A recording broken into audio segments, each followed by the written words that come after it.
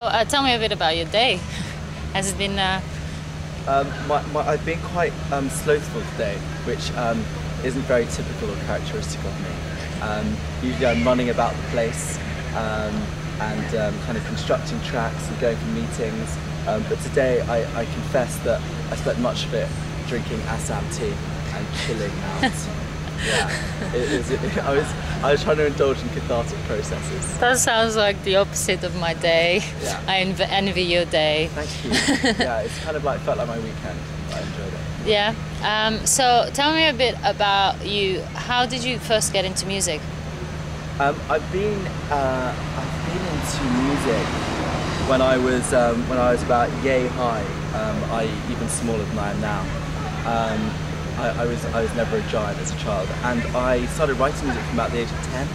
So oh, wow. It's something that I've been doing for as long as I can remember, because I've got quite a bad memory. I think I suffer from kind of premature amnesia. So anything before the age of 10 is irrelevant. Or you could say that I don't remember anything before the age of 10 because music wasn't in my life before the age of 10. That'd be a better way of putting it. Tell me about Kites. How did you guys meet? I formed Kites about just over a year ago, formally, and it was a friend of mine. I basically knew all the members of Kites through different social groups because I'm a bit of a social slut. So I like to kind of put myself out there socially. I met a lot of musicians from various different circles, and then I handpicked the best candidates who I knew independently. But what's wonderful is we all seem to be getting on famously as one unit. Did you have like an X Factor panel? Did I have an X Factor panel? Yeah, I'm auditions. I'm much more choosy. The selection criteria is much higher than that of X Factor. You have to be good, yeah? You have to actually have talent. Kites have talent. Yeah, let's hope that's the case. So tell me about when you write music. What's important to you? What's your focus on? Melody. And by that I mean that I'm not really a trained musician in a kind of formal instrumental sense. So what usually happens is I hear a melody and then I translate that onto piano or synth or guitar. And I'm always trying to make a song that I'm in the process of creating as natural and organic as possible. So it's about whatever I hear and then kind of transposing it. And you have a single coming out, Brother. We do have a single called Brother. Yeah, I'm going for increasingly laconic titles. Usually what happened is I would try and crowbar as many syllables into a song title as possible, but now I'm trying to get down to about one or two. But Brother's our next single, and I'm really excited about it. It's a kind of unusual pop song, but it's still quite anthemic and euphoric. That's what I think, anyway. Tell me what the song means to you. I'm very transparent. It's actually about my sibling and also my father's brother. Quite obvious then, yeah. Yeah, it is. No, yeah, I know. I should have tried to be a little bit more subtle, but as you can see, I lack subtlety in any form. So it's about two people that I know very intimately, and it's actually quite a dark tale, and it's fact. It's not fiction on any level. It's about someone disappearing and wondering what's happened to them, where they've gone, and what would happen if you were to meet them again. I think there's also a bonus track on the single. There's another track. Wow, you've done your research on this. I'm incredibly impressed. Investigative journalism going on.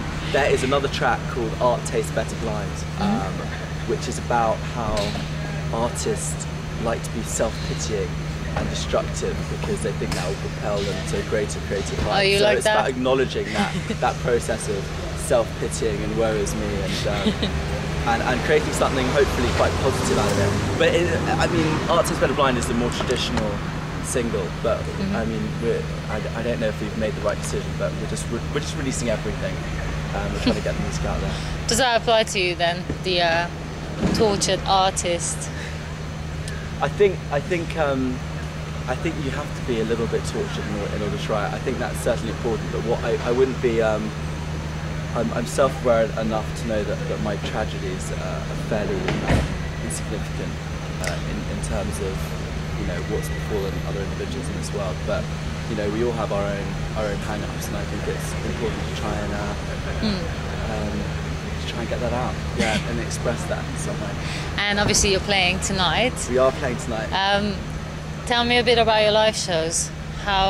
What can we expect? The live shows are quite provocative, quite melodramatic.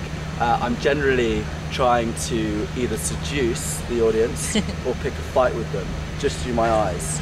Through one entire gig, or? Well, you see, I'm quite mercurial, so I go through a whole series of different moods throughout the show. But yeah, no, I mean, you know, one time I'm trying to make love to the audience, next time I'm trying to kind of swing the microphone into the audience in a semi-aggressive fashion. That's an interesting relationship you got with your audience. Do you have any? You've had a few live shows now. We've done lots of gigs, yeah. Do you have any anecdotes? Quite a few. Yeah. I mean, mainly when things have gone wrong. Those are good stories. I'm quite energetic on stage, and the whole band are, and I think I've broken about 10 microphone stands from getting a little bit too energetic and physical on stage. We've had many electrical errors on stage, but I think all these things have been overcome. We've had stage invasions, which might sound like a fun thing to the audience, but on stage it's distinctly problematic. You've got a lot of wiring, you've got a lot of, you've got a really complicated technical setup, and you've got a few drunk people wandering around in between your effects units. It nearly gave me a nervous breakdown. Oh no. No, but I've got through that now, so no, I'm all right. Yeah.